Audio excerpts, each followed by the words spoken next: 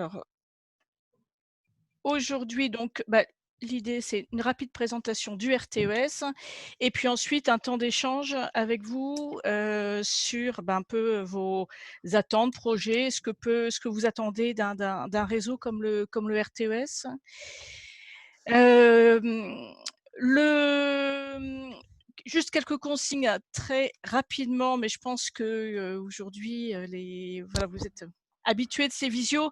Simplement, si vous pouvez couper votre micro, au départ et quand vous ne prenez pas la parole pour éviter les interférences. La vidéo, vous pouvez la laisser allumée, si, vous n'avez pas de problème de bande passante, hein, mais vous pouvez aussi l'éteindre, enfin, c'est comme vous voulez. C'est vrai que, enfin, bon, moi je trouve ça plus agréable d'avoir la tête des personnes, mais il y a pas de souci, vous faites comme vous voulez et vous pouvez donc utiliser, le module en bas «Converser», si vous voulez prendre la parole, ou en indiquant simplement votre nom et puis on vous donnera la parole. Vous pouvez également utiliser ce module, converser pour poser des questions ou envoyer un message à l'ensemble des participants ou aux intervenants, en particulier. Donc n'hésitez pas à utiliser ce module converser. Là, a priori, si on reste une trentaine, il y aura aussi la possibilité d'intervenir, en direct.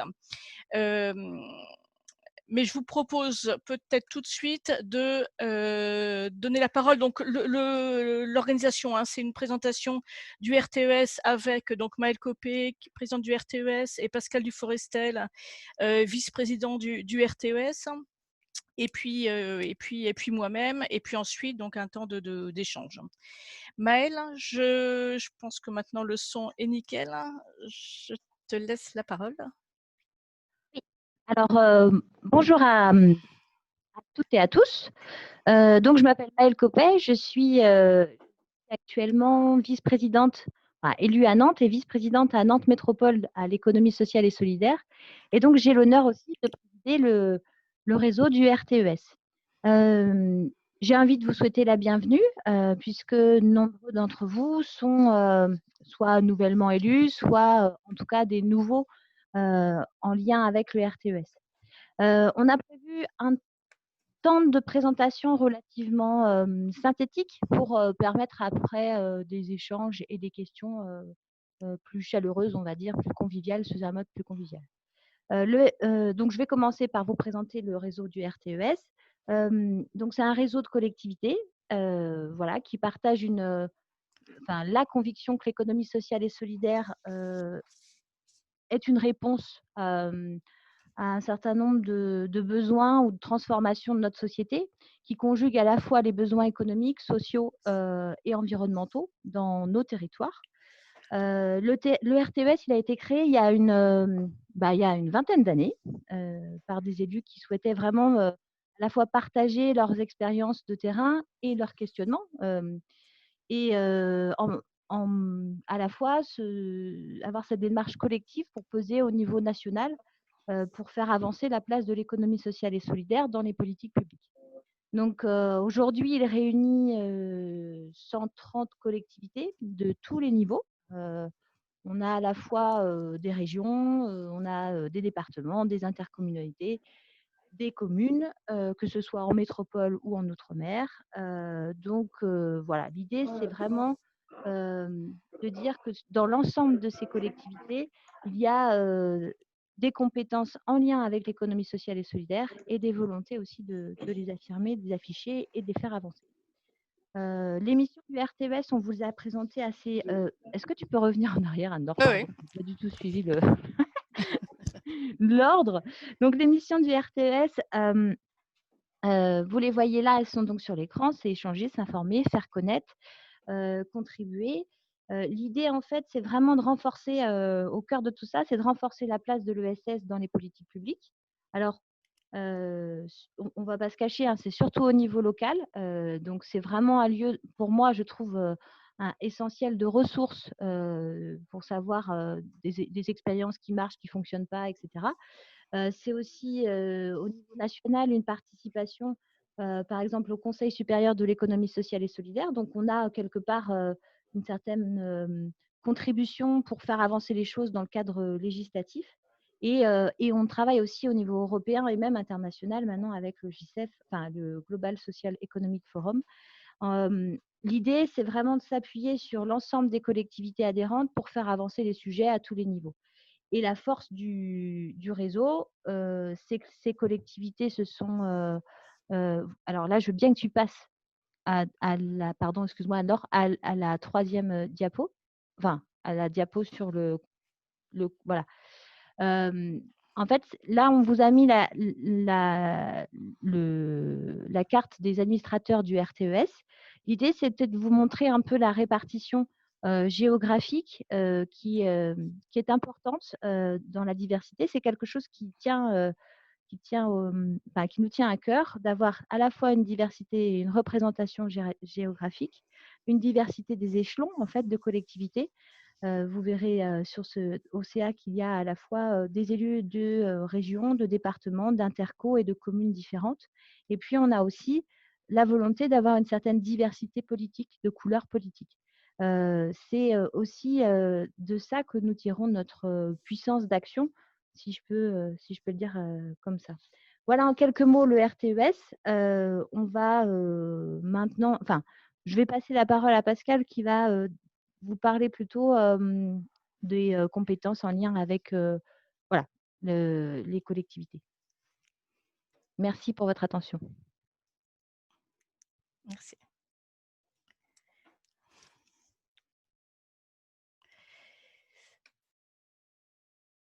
Alors, attends, Pascal, hop, j'active ton micro parce qu'il était coupé.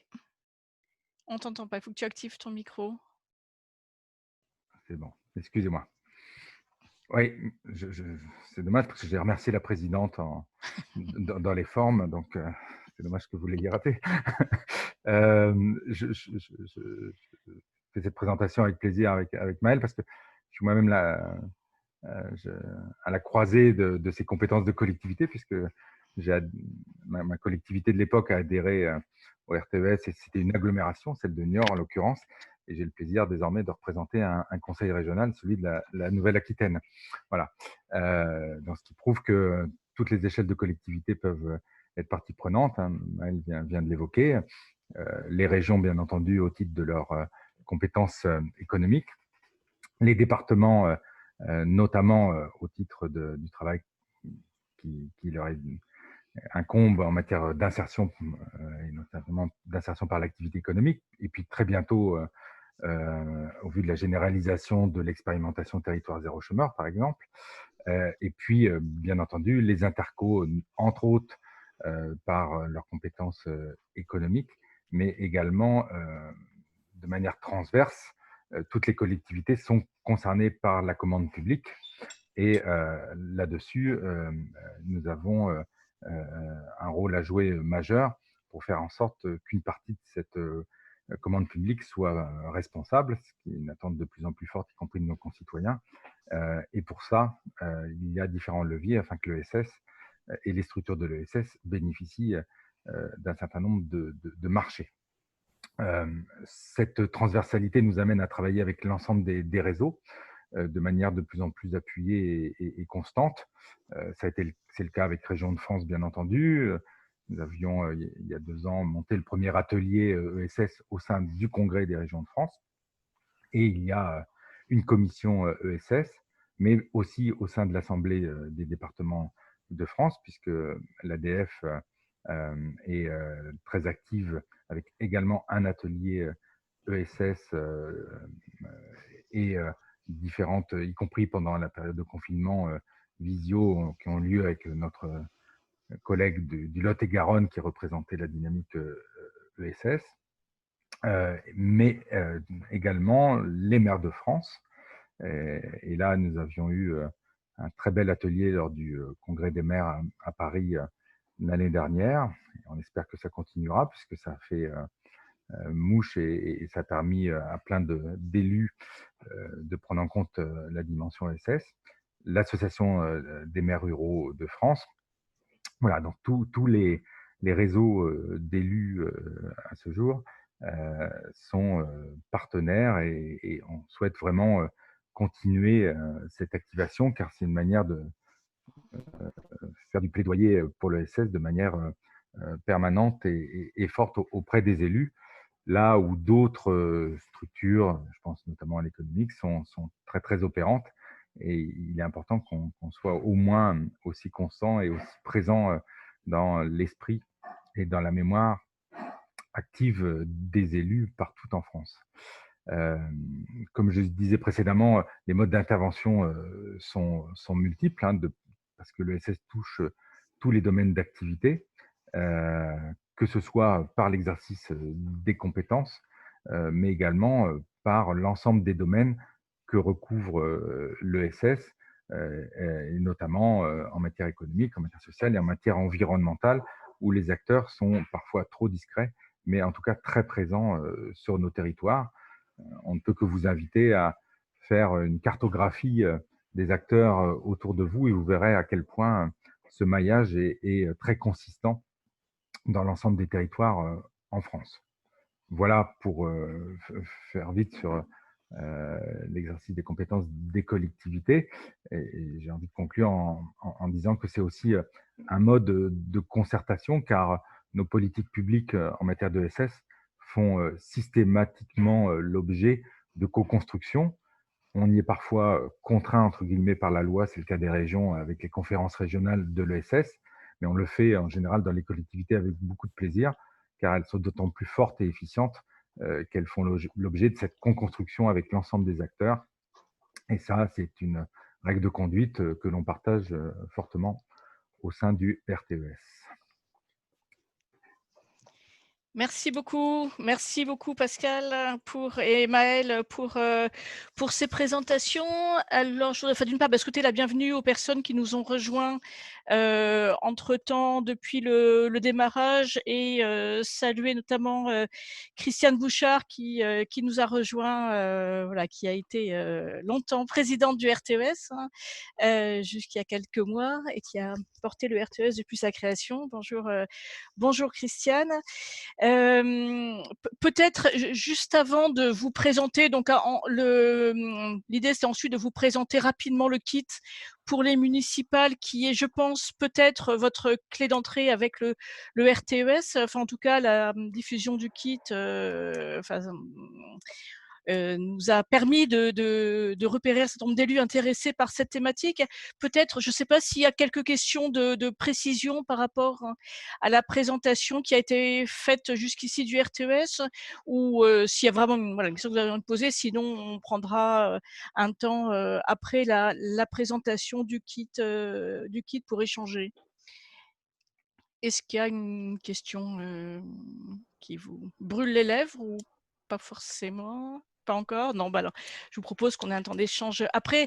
Alors, oui, le RTES, parmi ses actions, a souhaité, à l'occasion des élections municipales, travailler sur en fait ce qu'on a appelé un kit pour inscrire l'ESS au cœur des politiques municipales et intercommunales, avec la conviction en début d'année qu'il y avait, et puis suite notamment au congrès de l'Action des maires de France que Pascal évoquait, qu'il y avait de plus en plus d'élus qui étaient sensibilisés, intéressés par l'économie sociale et solidaire, mais que ce qui pouvait peut-être un peu parfois manquer, c'était comment faire, hein, comment est-ce qu'on peut inscrire l'ESS dans les politiques municipales. Et donc, on a travaillé avec l'ensemble des adhérents du RTES, des élus, sur un kit avec donc à la fois avec des fiches de présentation très simples sur un recto verso, sur qu'est-ce que l'ESS, de quoi parle-t-on, pourquoi mettre en place une politique d'ESS, et puis le lien entre l'économie sociale et solidaire et les politiques publiques.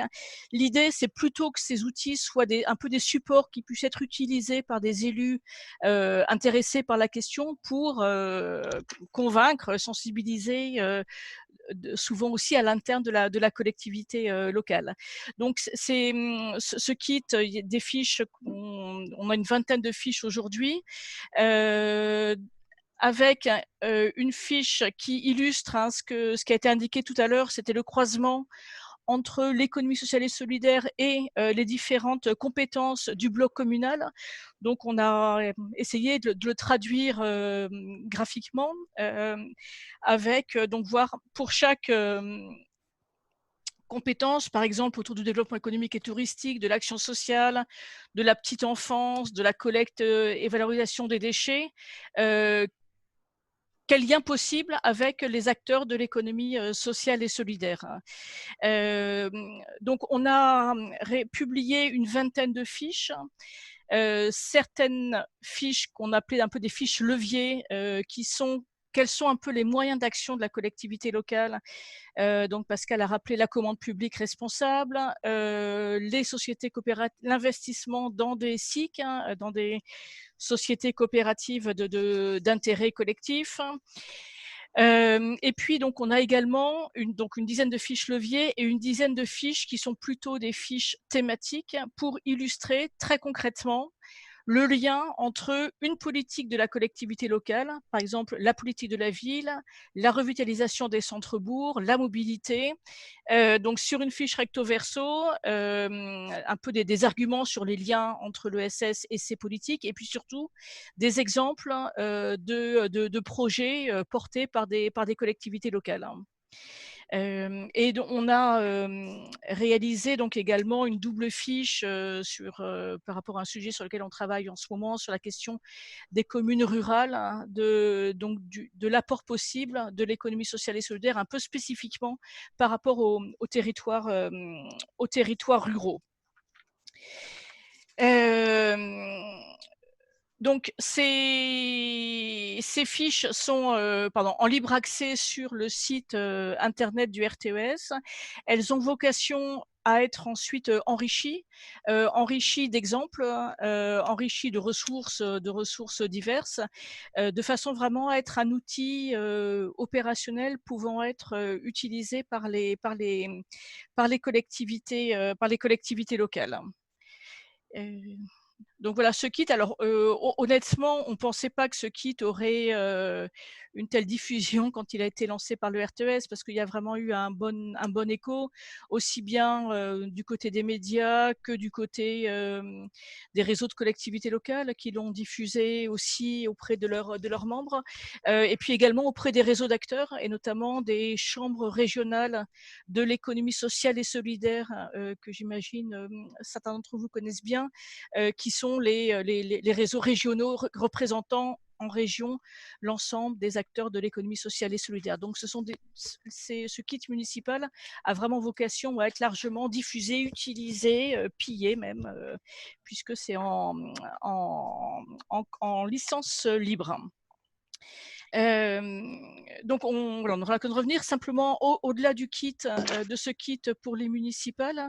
Le RTES propose un certain nombre un peu de ressources pour les collectivités locales adhérentes, et donc notamment un site internet qui comprend un espace grand public, et puis on a également un espace adhérent avec plutôt des dossiers un peu thématiques que les collectivités adhérentes peuvent partager sur des sujets, par exemple la question de la commande publique, par exemple la question des services d'intérêt économique général, les SIEG, qui est aujourd'hui aussi un sujet intéressant à les collectivités. Donc dans cet espace adhérent,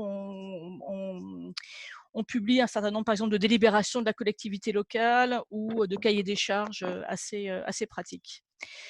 Côté RTES, il y a également donc une lettre électronique mensuelle qui est envoyée avec des informations sur le contexte national, régional et européen, des nouvelles de ce que font les collectivités adhérentes. Et l'idée, c'est vraiment un espace d'échange d'informations, de repérer ce qui peut se faire ailleurs pour s'inspirer de ce qui peut se faire, et puis aussi pour faire connaître ce que les collectivités locales font et la manière dont elles interviennent, hein. Le RTS organise également des temps d'échange et de formation. souvent visio. On a testé la visio depuis déjà 2-3 ans, mais là, pour le coup, en ce moment, on l'a bien utilisé, ça s'est bien renforcé. Mais il y a également des temps d'échange, des journées de rencontres, parce que il y a beaucoup de choses qui passent aussi par les rencontres informelles entre élus et agents de collectivités locales. Et puis donc le RTES a également un certain nombre de chantiers sur lesquels il travaille plus spécifiquement, qui sont comment dire? Actualisés régulièrement. La question de la place de l'ESS dans la politique de la ville, hein, c'est un sujet sur lequel on travaille depuis 3-4 ans. La question de la ruralité que j'ai évoquée tout à l'heure. Les modes de contractualisation, comment est-ce qu'une collectivité peut travailler avec les acteurs de l'économie sociale et solidaire? Qu'est-ce qui peut relever, par exemple, de la subvention, de la délégation de services publics, de la commande publique, qui pose des questions à la fois juridiques, mais aussi des questions un peu de positionnement de la collectivité et du type de relation à développer avec les acteurs. En sachant que l'ORTES, une des convictions, ce qui a été rappelé tout à l'heure, c'est la dimension de co-construction de la politique publique avec les acteurs. Donc là aussi, c'est un sujet sur lequel il y a beaucoup d'échanges, de temps de formation et surtout de partage d'expérience plus que de formation. L'Europe et l'international est également un sujet sur lequel le RTES s'investit. Alors, donc le RTES, comme l'indiquait Maëlle, c'est aujourd'hui un réseau qui a un peu plus de 137 collectivités locales adhérentes et la collectivité adhère au RTES sur la base d'une délibération qui est adoptée en conseil municipal ou en conseil communautaire et qui en général désigne un élu représentant la collectivité au sein du RTES et quelqu'un au sein des services. Et ça, c'est quelque chose qui est aussi important pour nous, c'est d'avoir à la fois un contact au niveau élu et au niveau des services, parce que c'est souvent le binôme un peu gagnant, élu, alors ou chargé de mission ESS ou DGS dans des plus petites collectivités locales, ou enfin en tout cas d'avoir ce binôme élu et technicien. Voilà, donc sur la délibération et puis, pour illustrer un petit peu les actions du RTES, là, c'est quelques exemples d'actions qu'on développe dans les prochaines semaines, hein, avec donc des visioconférences qui sont organisées, par exemple, en lien avec une plateforme collaborative de collectivités qui s'appelle Idealco, avec une intervention, enfin témoignage demain matin. Le 2 juillet, une visioconférence sur les plateformes collaboratives solidaires, hein, et la façon dont les collectivités territoriales peuvent travailler avec ces plateformes solidaires. On a un webinaire le 7 juillet dans le cadre donc, du projet sur les ruralités qu'on porte avec la structure qui s'appelle l'AVISE, qui est un peu un centre de ressources nationales sur l'économie sociale et solidaire. Donc il y a un projet sur la place de l'ESS en milieu rural qui est porté depuis 2 ans. Et on a organisé une série de webinaires dans ce cadre. Le prochain aura lieu le 7 juillet à destination plus spécifiquement des collectivités locales sur un peu l'écosystème d'accompagnement et de financement. Et puis l'assemblée générale du RTES aura lieu le 3 septembre. Et en visio en partie, et puis on espère, si les conditions sanitaires le permettent, de pouvoir avoir aussi une proposition de rencontre pour ceux qui le souhaitent à Paris, pour les élus qui le souhaitent à Paris, donc le 3 septembre. Et puis le 29 septembre, on co-organise avec donc l'AVISE et Village Vivant, qui est une société foncière solidaire, un forum des ruralités engagées dans la Drôme, à Valence exactement. Voilà, très rapidement, une présentation du RTES, de ses actions et puis des différentes clés d'entrée possibles sur l'économie sociale et solidaire. Donc, on est dans les temps parce qu'on a démarré pile à l'heure. Et donc là, voilà, je vous propose un temps d'échange. Alors peut-être il y a un certain nombre de questions. Alors merci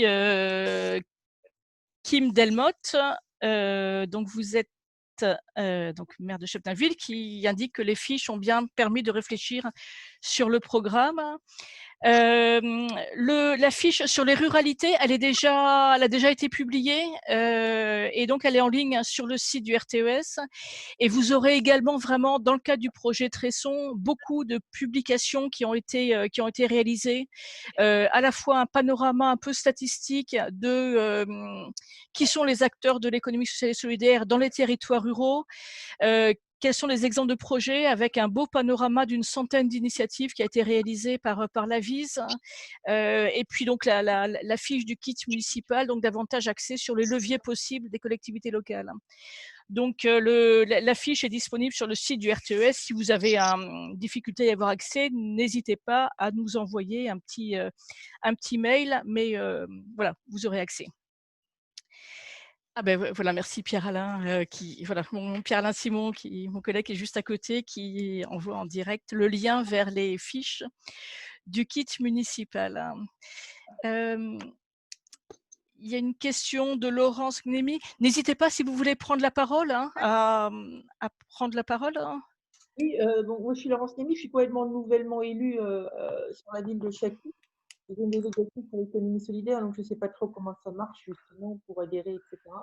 Comme j'ai entendu dire qu'il fallait passer par une validation à un conseil municipal. Je ne sais pas, vous devez avoir sûrement tout ce qu'il faut pour présenter le dossier et pour pouvoir se faire Oui. valider l'adhésion, quoi, en fait. Oui, tout à fait. Sur le site du RTES, et puis vous allez avoir le lien tout de suite, il y a un exemple de délibération. Et puis, donc, il y a également il y a un montant d'adhésion annuel qui est fonction du nombre d'habitants de la collectivité locale, qui est, juste pour vous donner, entre 50 et 100 000 habitants, c'est 650 €. Enfin, voilà, c'est Pour avoir l'ordre de des- grandeur. voilà, oui, vraiment, pour vous donner un ordre de grandeur. Donc, vous avez sur le site les informations pratiques avec un exemple de délibération à présenter en conseil. Mais bon, enfin, merci pour ces éléments, mais c'était pas l'idée, c'était pas juste de faire de la pub pour le RTES, c'était aussi de partager par rapport à vos projets, par rapport à vos attentes, ce que peut vous apporter un réseau, les sujets sur lesquels vous avez envie d'approfondir. Parce que peut-être que, enfin, ce qui me semble, c'est qu'en tout cas, enfin, le RTES est né à l'origine de villes, de politiques publiques portées par des villes. Christiane Bouchard pourrait en témoigner, plutôt par des villes assez importantes.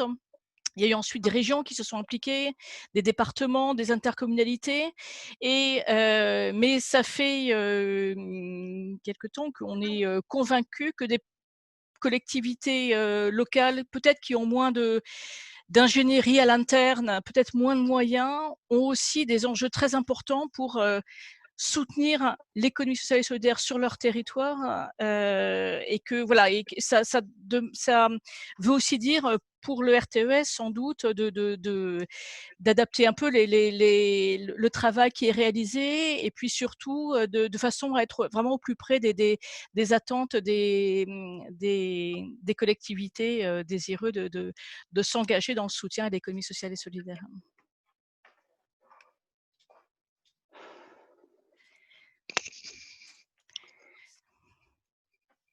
Bonjour. Pardon. Bonjour. Non, allez-y. Allez-y. Ouais, excusez-moi. Donc, Falmodou, moi je suis conseiller municipal à Gravelines, dans le nord, dans les Hauts-de-France.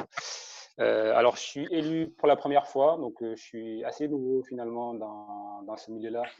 Même si je ne suis pas dans le milieu de la politique, je suis ingénieur à la centrale nucléaire. En revanche, je suis assez sensible à ces sujets-là, et c'est la raison pour laquelle le maire n'a pas hésité à me mettre sur ce sujet, parce que j'avais pas mal d'idées à ce niveau-là. Et je suis intéressé en fait par ce qu'on pourrait faire en rapport avec le RTES concernant le numérique, c'est-à-dire l'utilisation du numérique au service de l'économie sociale et solidaire.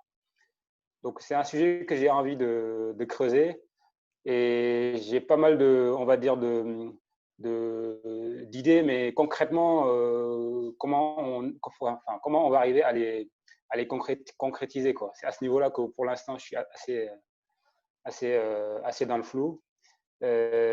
Par contre, là, je suis en même temps connecté sur votre site web. Il me semble qu'il y a une fiche qui est faite exprès pour ce sujet-là. Oui. Alors, je ne l'ai pas eu dans les détails, mais a priori, il y a peut-être des éléments de réponse là-dedans.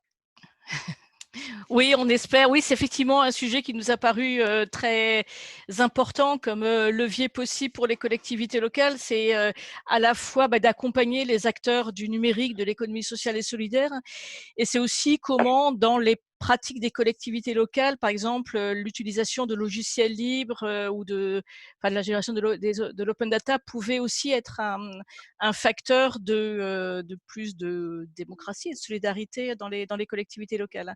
Voilà, Pierre-Alain a envoyé le lien vers la fiche sur le numérique, et en tout cas bien volontiers pour, en fonction après des intérêts, pouvoir creuser ces questions, d'autant qu'il y a des acteurs du numérique solidaire en région Hauts-de-France qui sont particulièrement avancés sur ces sujets. Tout à fait. Merci. Très bien. Merci. Maëlle, merci. Maëlle, tu souhaitais intervenir?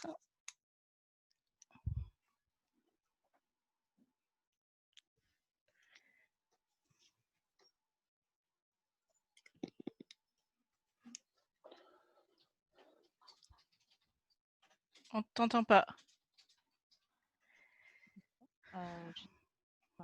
Est-ce que vous m'entendez? Oui. Ah, super. Doucement. Moi, je profitais de votre intervention, monsieur, pour vous dire que effectivement, le sujet du numérique a vraiment explosé sur les 3 dernières années. On a déjà des retours de collectivités qui mettent en place des choses. Donc, vous trouvez sur la fiche, là, dans le lien que Pierre-Alain a mis, un certain nombre de pistes à explorer, à contacter. L'intérêt, en fait, du RTES, c'est que quand on a un sujet comme celui-ci qui monte en puissance, on peut croiser un certain nombre d'éléments communs à chaque collectivité, mais aussi avec nos liés à nos territoires et aux acteurs de territoire. Donc pour moi, en fait, le RTES est un lieu de ressources très fort, mais il est aussi un lieu de plaidoyer collectif sur ces sujets-là, parce qu'on va aussi avoir besoin de se serrer les coudes sur un certain nombre de sujets pour faire monter en fait le numérique sobre, social et responsable. Et dans le moment dans lequel nous sommes, on entend beaucoup parler de la 5G, on entend beaucoup parler du numérique comme le télétravail, etc. Et je pense que effectivement, l'économie sociale et solidaire a des solutions et des réponses un peu différentes à proposer. Et donc, on aura intérêt non seulement à mailler et à structurer les acteurs sur le territoire en co-construction avec les collectivités, mais aussi à venir dans un réseau comme le nôtre pour pouvoir porter aussi une certaine forme de plaidoyer sur ces sujets-là. Donc, pour moi, en fait, je trouve que typiquement un sujet comme le numérique, qu'on soit, j'allais dire, une grosse métropole comme moi, ou plutôt comme la métropole nantaise, pardon, ou une commune rurale, on peut avoir des sujets en commun sur la médiation du numérique dans les quartiers populaires, sur comment on est isolé du numérique dans une commune rurale. Et ben, on peut avoir des réponses aussi finalement adaptées à nos territoires, mais qui peuvent se décider en commun. Donc voilà, ce que je voulais dire sur il y a un certain nombre de sujets comme celui-ci, où finalement on pourrait croire qu'on n'a pas grand-chose à voir avec des territoires ruraux, par exemple. Et puis en fait, si l'économie informelle aussi, on va lancer un travail là-dessus, et on a plein de communs et on a plein de choses communes à se raconter. Et puis avec la politique de la ville, faire le lien. Donc bienvenue dans le réseau si vous le souhaitez pour contribuer à tout ça. Ok. Sinon, 2 secondes. Est-ce qu'il y aurait, je peux trouver quelque part l'ensemble des actions qui ont été, concrètes, qui ont été mises en œuvre par des communes? Est-ce qu'on peut arriver à les retrouver pour essayer de partager ces expériences-là? Alors, j'ai un exemple sous le coude, je peux vous le montrer. Ça, je ne sais pas si vous voyez bien, c'est le repère qui est sur l'accès au foncier des acteurs de l'ESS. Oui, C'est typiquement les publications qu'on peut faire ensemble au RTES. On s'approprie un sujet, le foncier, et puis on va travailler sur les enjeux et les leviers que peuvent activer les collectivités. Et donc, d'accord. on a voilà, une expertise papier, mais qu'on peut aussi retrouver en format numérique. Voilà. Et donc, du coup, là, vous avez concrètement à la fois, je dirais, un catalogue des actions menées concrètement sur le territoire, mais aussi des D'accord, croisements de réflexion et d'analyse sur ce qui est fait sur ces enjeux-là. d'accord, intéressant.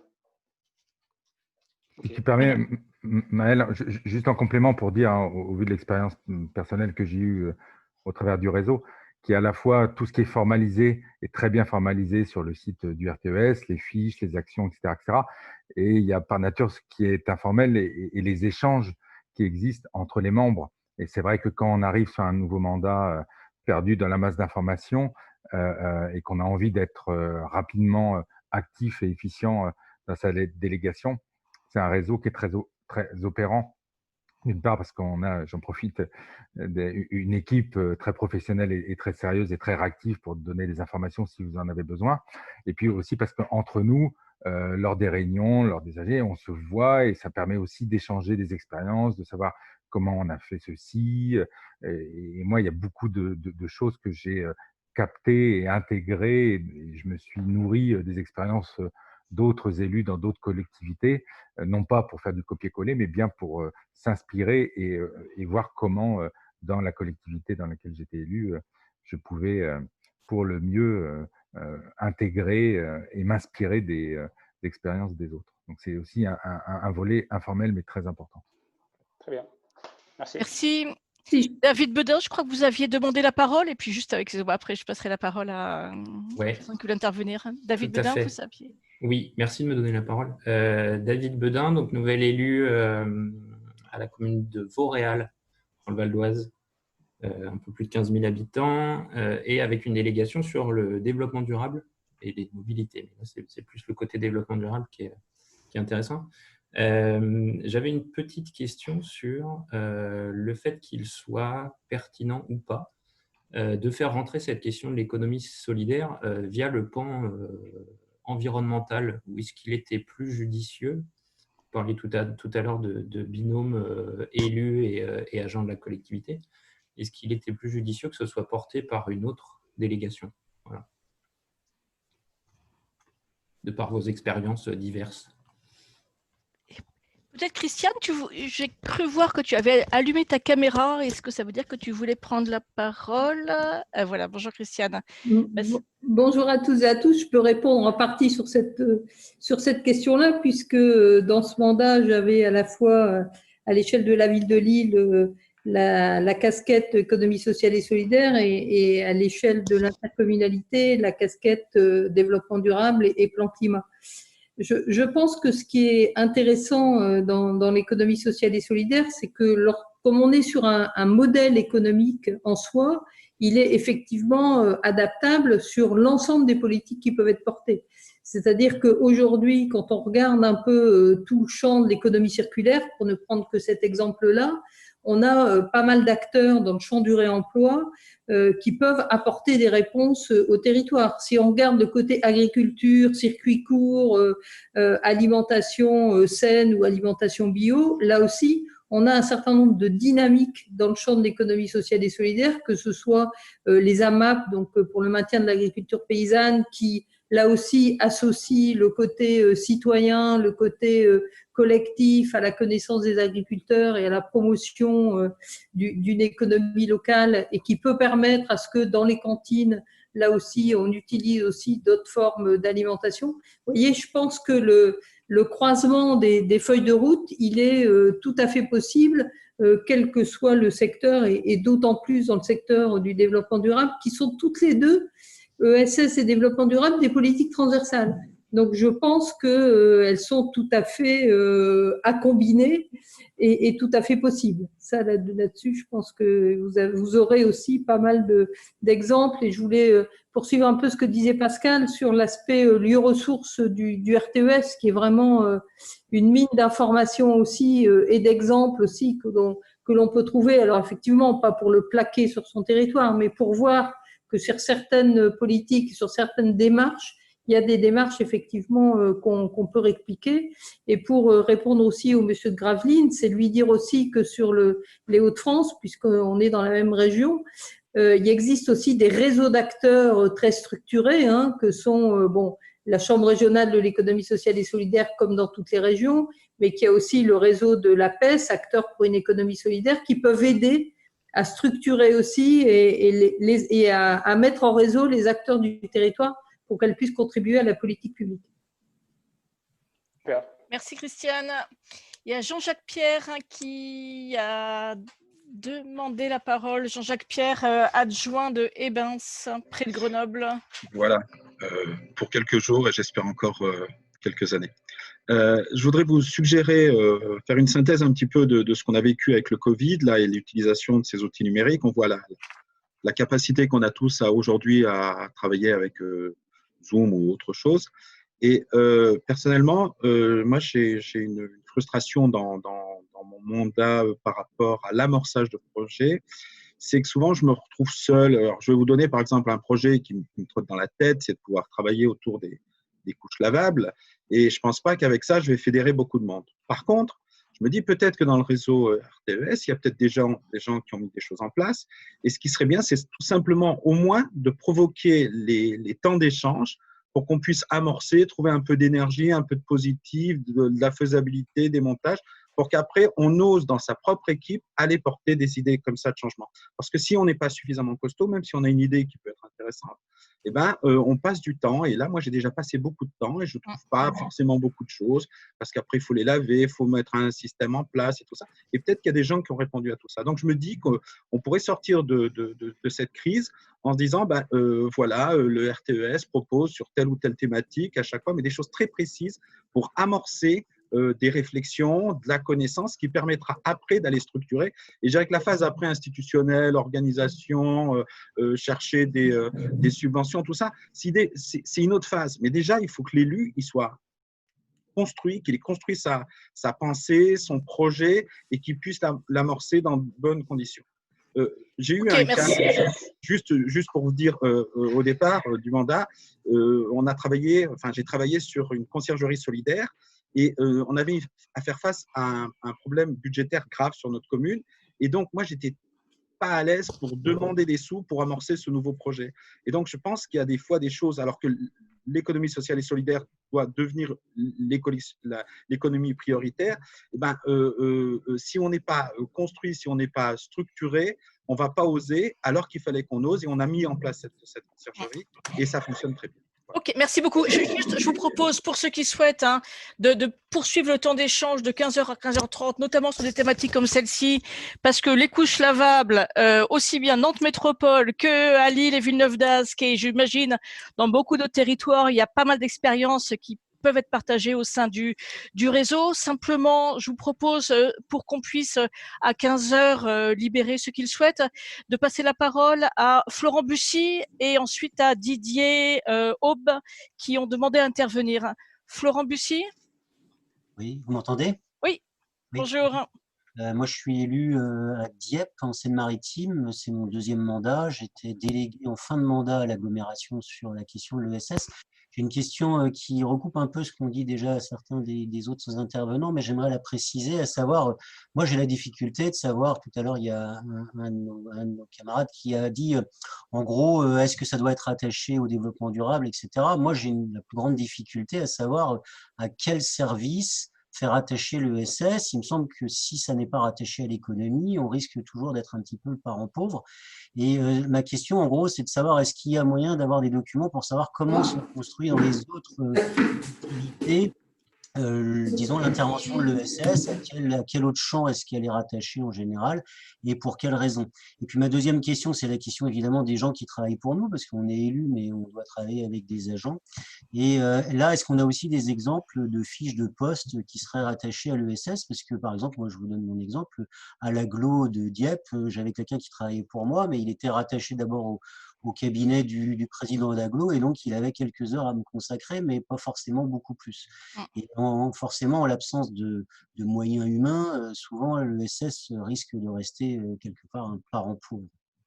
Ok, je propose à Maël de répondre simplement sur les fiches de poste. C'est effectivement une demande qu'on a souvent. Et donc, on a au RTES un certain nombre de fiches de poste de chargés de mission ESS qui sont à disposition des collectivités adhérentes. Maël? Oui, oui, vous m'entendez, oui. Plus sous forme de témoignage, nous, par exemple, à la métropole de Nantes et à la ville de Nantes, on a fait effectivement le choix de placer l'économie sociale et solidaire dans la dynamique de stratégie de développement économique de la métropole. Ce qui permet, enfin voilà, je crois que c'est Christiane, tu l'as dit, de toute façon, on est sur un sujet extrêmement transversal. Ce qui fait qu'on arrive à avoir la dimension économique traitée à ce niveau-là, la dimension plutôt filière, je prends l'exemple des déchets ou services à la personne, qui est traitée ailleurs avec d'autres services et avec d'autres dispositifs, et ce qui permet aussi d'avoir un pied quelque part, on va dire, dans les actions en lien avec le climat ou les agendas 21, etc. Et même, on va jusqu'au dialogue citoyen et même jusqu'au numérique.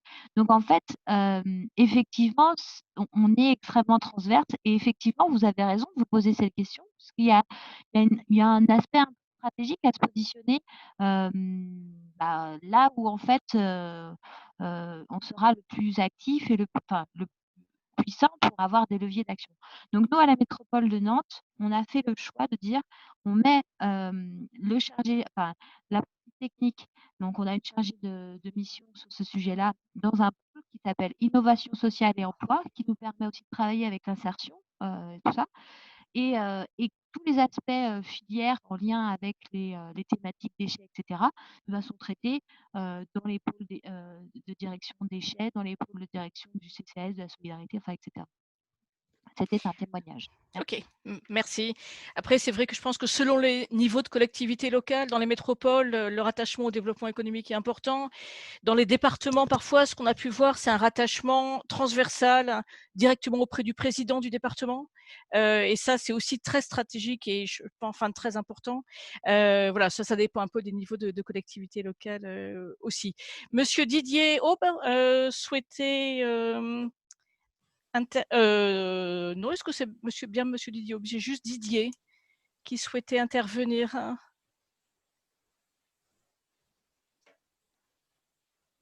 Alors.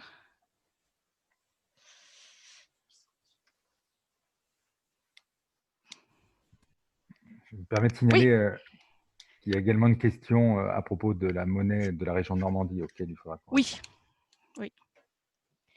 Monsieur Didier Aube ou Aubé?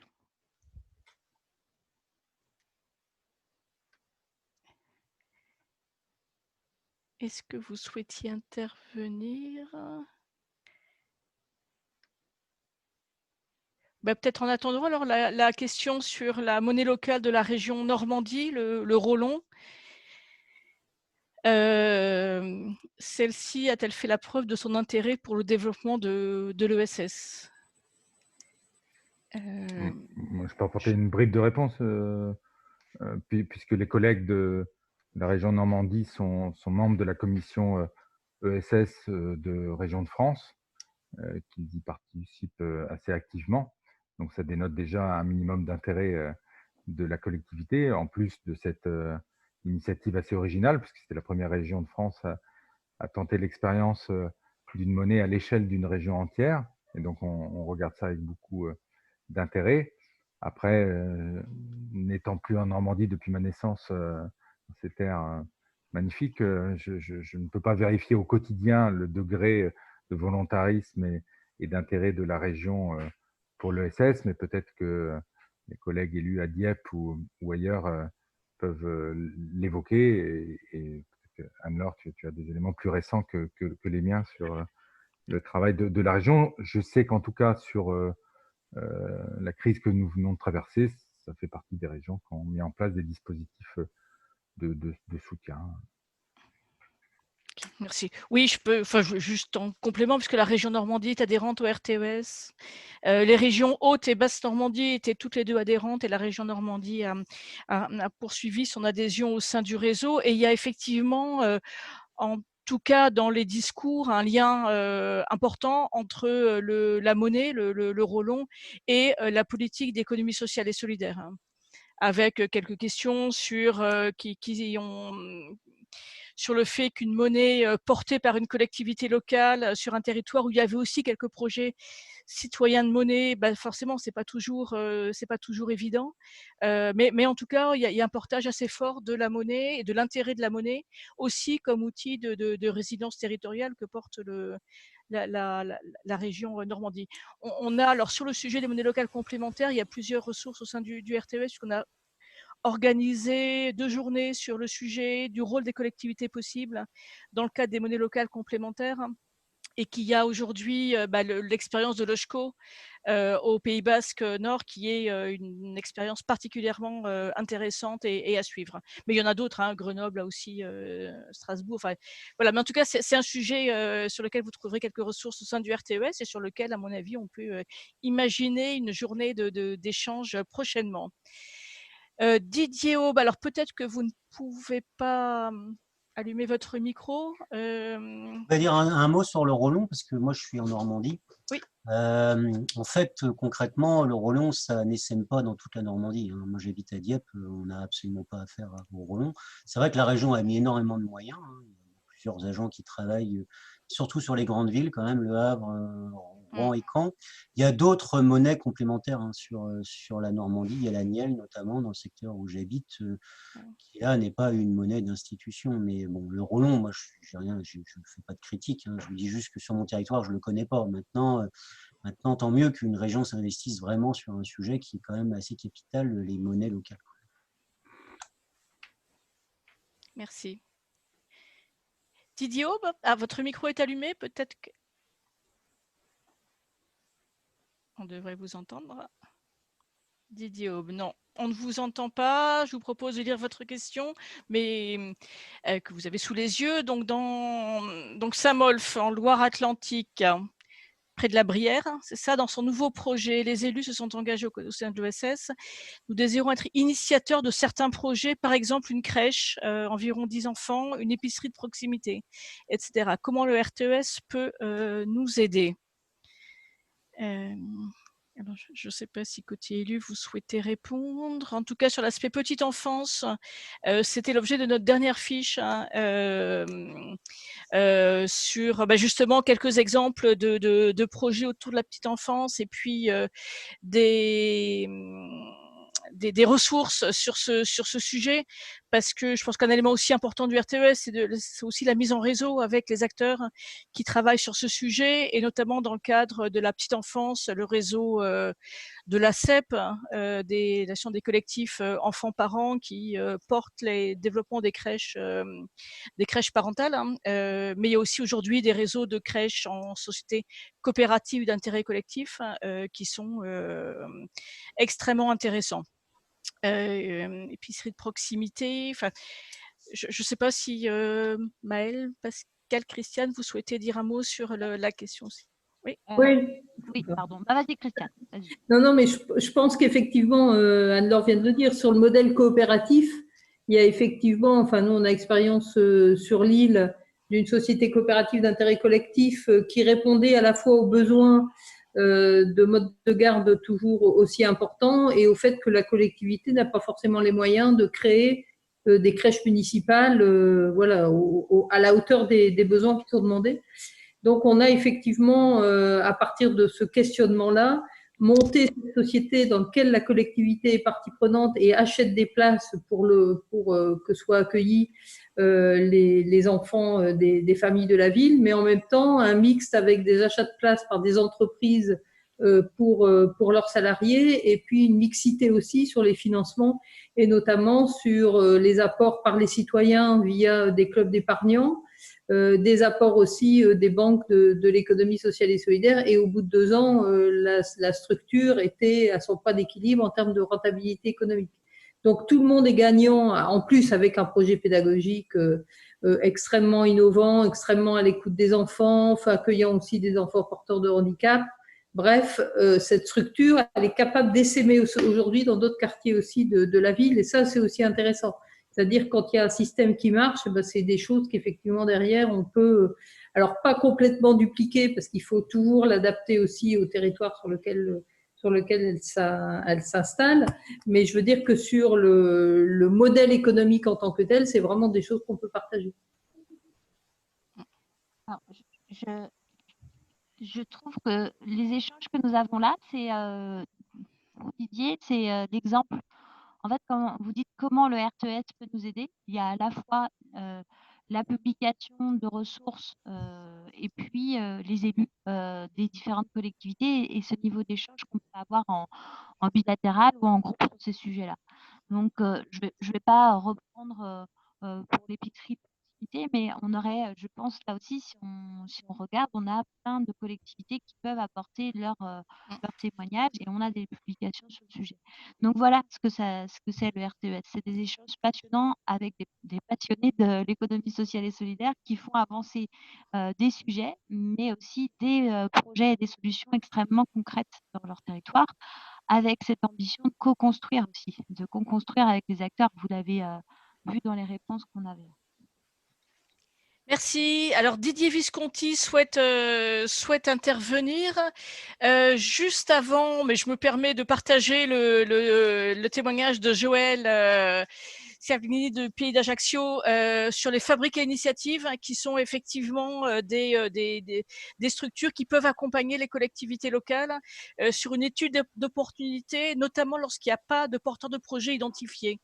Parce que voilà, un des points, c'est vraiment est-ce qu'il y a un porteur de projet, enfin la question se pose dans des termes différents, s'il y a un porteur de projet identifié que la collectivité peut accompagner, ou s'il n'y a pas de porteur de projet du tout, comment faire?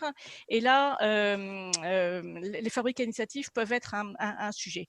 Je vous invite à participer à la visio du 7 juillet, justement, sur l'écosystème d'accompagnement et de financement, parce que ce sera des sujets qu'on partage. Didier Visconti de Lozère souhaite intervenir.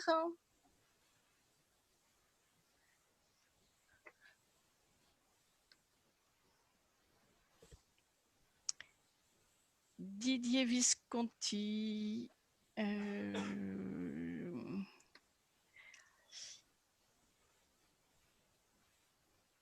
Alors, Didier Visconti.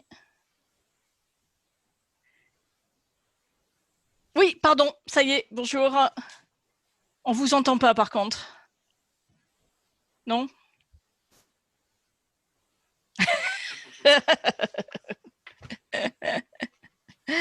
Bah écoutez. Anne-Laure, si oui. tu fais un interlude pendant ce temps-là, pendant que M. Visconti arrive à se connecter, je me permets d'apporter une information à la personne qui demande des infos sur les tiers-lieux, hein, en évoquant le fait qu'on pourra compléter, hein, qu'il y a à la fois une fédération des tiers-lieux qui est très très opérante au niveau national et qui permettra d'aider sur la constitution de tiers-lieux. Et puis je vais faire un peu de chauvinisme parce qu'on a en plus, nous, en Nouvelle-Aquitaine, une coopérative, donc une SIC, hein, Christiane vient de l'évoquer. Pour moi, c'est un véhicule fantastique. C'est encore sous-utilisé en France, puisque je crois qu'on compte à peu près 1000 SIC. Nous, on en a une centaine en Nouvelle-Aquitaine, et c'est bien trop peu par rapport au potentiel. Parce que des élus, quand ils arrivent en responsabilité, des maires, pensent tout de suite aux sociétés d'économie mixte, aux SPL et autres, qui sont un bel objet d'économie mixte. Mais nous, c'est la dimension en plus, parce qu'on a le potentiel d'associer les parties prenantes, les salariés, les bénéficiaires dans une SIC. Et la loi de 2014 a permis de régénérer et de refonder de manière intéressante. La preuve, c'est qu'en matière de tiers-lieux, nous, la coopérative, la SIC des tiers-lieux de Nouvelle-Aquitaine, fédère et accompagne la création bientôt de près de 300 tiers-lieux sur toute la région, de manière très opérationnelle et très précise. Voilà. Merci. Didier Visconti, je ne sais pas si vous avez pu voir pour votre micro. Parce que pour moi, votre micro est bien allumé, mais... Ah, je pense que vous êtes en train d'envoyer un message.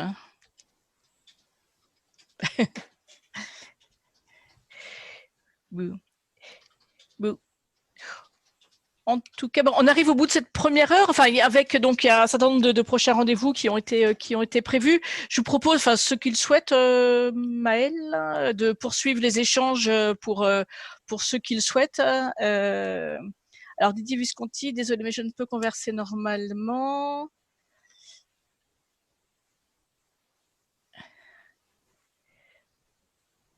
Ok, mais n'hésitez pas si vous avez une question. Ok. On va conclure là pour respecter un peu le temps qu'on s'était fixé. Peut-être qu'on peut rappeler les prochains rendez-vous, parce qu'on vous a donné beaucoup d'informations au début. Et je ne sais pas si vous avez pu intégrer, si je puis dire ça comme ça, les prochains rendez-vous. Voilà. Vous les avez. Il y en a déjà un demain. Oui. Voilà, le réseau est dynamique et actif. Et voilà, je vous laisse prendre en note les prochains rendez-vous. Donc, le 2 juillet avec Anne-Laure, peut-être que tu peux illustrer un peu ce qui va se dire le 2 juillet et le 7. Oui, tout à fait. Je l'indiquais rapidement tout à l'heure. Peut-être juste demain, en dehors de la visio qu'on a le matin sur les associations, demain après-midi à 14h30, on vous enverra l'information parce que comme on a eu beaucoup de demandes pour cette visio, notamment de techniciens des collectivités, on a proposé aux techniciens une deuxième visio demain après-midi à 14h30. Donc si dans votre collectivité par exemple, vous avez des personnes voilà, à qui vous pourriez proposer de suivre ce temps d'échange avec l'équipe du RTES, n'hésitez pas. On vous envoie le lien vers la conférence de demain pour les transmettre. Donc le jeudi 2 juillet, c'est sur la question des plateformes coopératives et solidaires et du rôle possible des collectivités locales, avec notamment une intervention de Bastien Sibyl, qui est le président de Mobicop, qui est toujours une société coopérative d'intérêt collectif, qui se veut l'alternative solidaire de Blablacar, voilà, tellement voilà, de l'autre plateforme non solidaire et surtout, enfin, qui peut pour lesquels les collectivités peuvent être un partenaire important. Donc, on aurait un témoignage de Bastien Sibyl et puis d'une plateforme plutôt dans le domaine culturel de Saint-Étienne à Saint-Étienne. Le 7 juillet, donc c'est le webinaire sur l'écosystème d'accompagnement et de financement, dans lequel justement on aura un témoignage des fabriques à initiative qui a été évoqué tout à l'heure, et puis ainsi que du réseau France Active pour voir la façon dont ils peuvent accompagner des projets en milieu rural.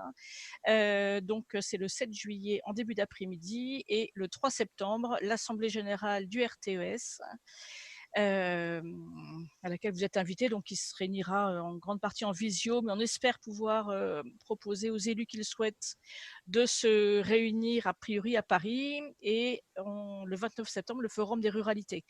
Il y a un agenda sur le site du RTES dans lequel tous ces rendez-vous, aussi bien les rendez-vous organisés par le RTES que les rendez-vous de partenaires ou de collectivités locales, de collectivités adhérentes sont indiqués. Voilà, n'hésitez pas à consulter cet agenda, mais aussi à y contribuer, puisqu'on peut l'alimenter en permanence. Voilà, il y a quelque chose. Merci Anne. Du coup, moi, je vous propose pour ceux qui le souhaitent, de rester en ligne et de pouvoir continuer à prolonger les échanges jusqu'à, disons, 15h30. Moi, je vais être obligée de vous laisser, donc je vais vous laisser dans les mains de Anne-Laure. Pascal, tu restes là, toi? Oui, Maëlle, je reste un peu. Okay, super. Juste un mot pour vous remercier les uns et les autres. J'espère vous retrouver dans les semaines et les mois à venir, voire les années à venir, au sein du RTES, bien sûr. Et puis, vous dire encore une fois bienvenue et bravo pour ceux qui sont déjà élus et qui ont déjà retroussé leurs manches pour l'économie sociale et solidaire. Merci pour l'organisation, Anne-Laure et l'équipe. Et puis, à demain. Et jeudi, 2 juillet et mardi 7 juillet, etc. À bientôt. Merci à tout le monde. Merci Belle. Alors, juste, il y a une question sur la possibilité de s'inscrire aux webinaires qui sont indiqués. Alors, effectivement, c'est possible de s'inscrire aux webinaires. En général, les webinaires sont gratuits pour les collectivités locales adhérentes et payants pour les non-adhérents, mais dans la période actuelle de post-confinement, l'accès est possible, l'accès est gratuit pour tous ces webinaires. Voilà, donc pour contacter l'équipe du RTES, donc vous avez, Pierre-Alain vous a envoyé l'adresse générique animation@rtes par mail. Et puis voilà, enfin vous avez aussi les coordonnées de l'ensemble de l'équipe sur le site du RTES, donc n'hésitez pas. Voilà, donc s'il y a d'autres points, d'autres interventions ou questions.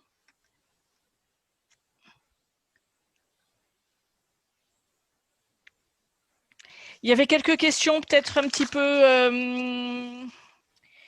spécifiques. Est-ce qu'on a tout abordé? SIC, énergie renouvelable et gestion immobilière, oui, des sujets importants. On en a un peu parlé avec les SIC et la question d'accès au foncier. Sur les financements, bon, on a fait un tour rapide. Forcément, c'est un peu rapide, mais voilà, enfin, vraiment, on est à votre disposition pour… Peut-être évoquer l'existence d'une SIC encore là en matière de production d'énergie avec Enercop, hein, qui est très très présente un peu partout en France. C'est vrai qu'on se rend compte que dans les différents sujets un peu stratégiques, des SIC existent, sont assez consistantes, voire sont en train de se créer. Moi, j'étais pas plus tard qu'avant-hier en visio avec RICOP, donc qui est sur le défi de reprendre des lignes ferroviaires en voyageurs et en fret, notamment la ligne Bordeaux-Lyon. Voilà, c'est pour dire qu'il y a une effervescence tout à fait intéressante dans les SIC sur des enjeux stratégiques aujourd'hui.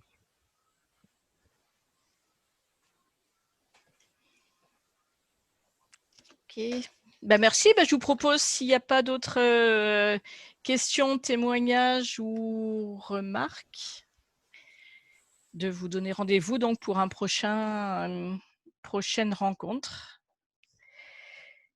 Est-ce que peut-être je vous propose que tout le monde allume sa caméra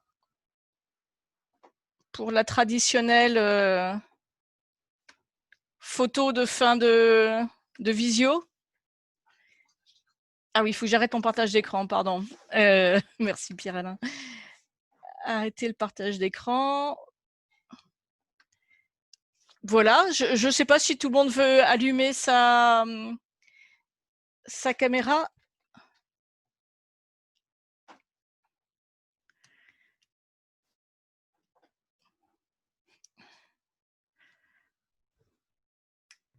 On peut peut-être allumer le micro pour dire au revoir aussi. Oui, ben oui, bien sûr. Alors au revoir et merci beaucoup et j'espère à très bientôt. Merci. Au revoir tout le monde. Au revoir. Au revoir, merci. merci. C'est le selfie en mode coopératif. Ah, ben puis oui, en collectif à Rennes, c'est ça? Au revoir. Au revoir.